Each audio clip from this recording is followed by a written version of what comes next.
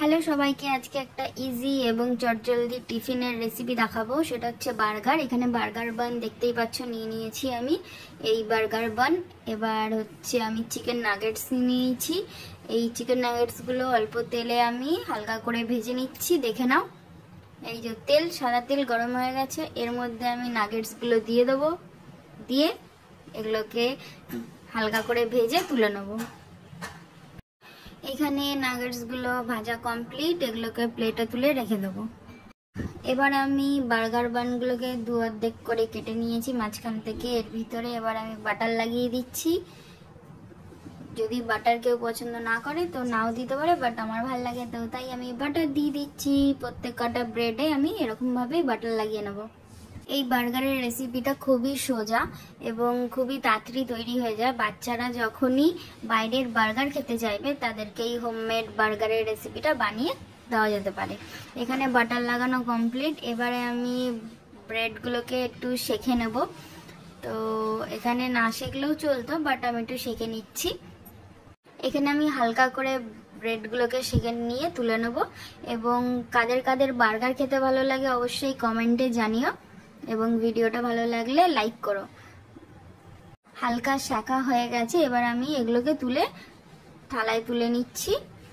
তুলে নিয়ে তারপরে যে কটা ব্রেড ছিল আমি সেগুলোকেও সেঁকে নিচ্ছি।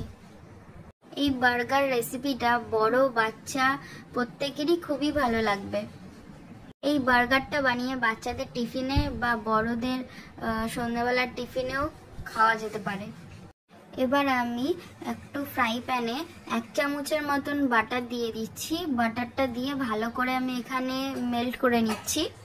এই মেল্ট করা বাটারের মধ্যে দিয়ে দিলাম আমি পেঁয়াজ। অনেকের প্রশ্ন হবে এবার পেঁয়াজ তো কাঁচা থাকে বার্গারের মধ্যে, তো আমি এখানে কেন বাটারের মধ্যে দিয়ে একটু হালকা টস করছি। তো আমার মা বার্গারের মধ্যে কাঁচা পেঁয়াজ খেতে একদম পছন্দ করে না, বাট আমার ভালো লাগে মাঝে মাঝে। কিন্তু যাই হোক, যাদের এরকম বা কাঁচা পেঁয়াজ খেতে ভাল লাগে না বার্গারে, তারা এরকম বাটারে হালকা একটু টস করে নিতে পারো। এখানে পেঁয়াজ দিয়েছি, তারপর এখানে টমেটো দিয়ে দিয়েছি গোল গোল করে কাটা, এবং হালকা আমি এখানে চিনির ব্যবহার করছি। এখানে ভাজা আমি করব না, এখানে হালকা জাস্ট আমি এটাকে ক্যারামেলাইজ করে হালকা জাস্ট টস করে আমি এটাকে একটা বাটির মধ্যে নামিয়ে নেব। এবার আমি ব্রেডের ওপরে পিৎজা পাস্তা যে সস হয়ে থাকে সেই সসটা দিয়ে দেবো। কারোর কাছে যদি এই পিৎজা পাস্তার সস না থাকে তাহলে টমেটো কেচাপও দেওয়া যেতে পারে। এবার এর মধ্যে আমি দিয়ে দিচ্ছি পেঁয়াজটা, ক্যারামেলাইজড পেঁয়াজ যেটা আমি করেছিলাম সেই পেঁয়াজটা। তারপর দিয়ে দিলাম একটা টমেটো। তারপরে দিয়ে দিচ্ছি এখানে চিকেন নাগেটস। এখানে চিকেন নাগেটসের পর দিয়ে দিলাম ওপরে টমেটো, এবং ওপরে যে স্লাইসের ব্রেডটা আছে সেটার মধ্যে দিয়ে দিচ্ছি মেয়োনিজ, যেটার জন্য বার্গারটা খুবই টেস্টি লাগবে। এবং তার উপরে দিয়ে দিচ্ছি এখানে মজারেলা চিজ।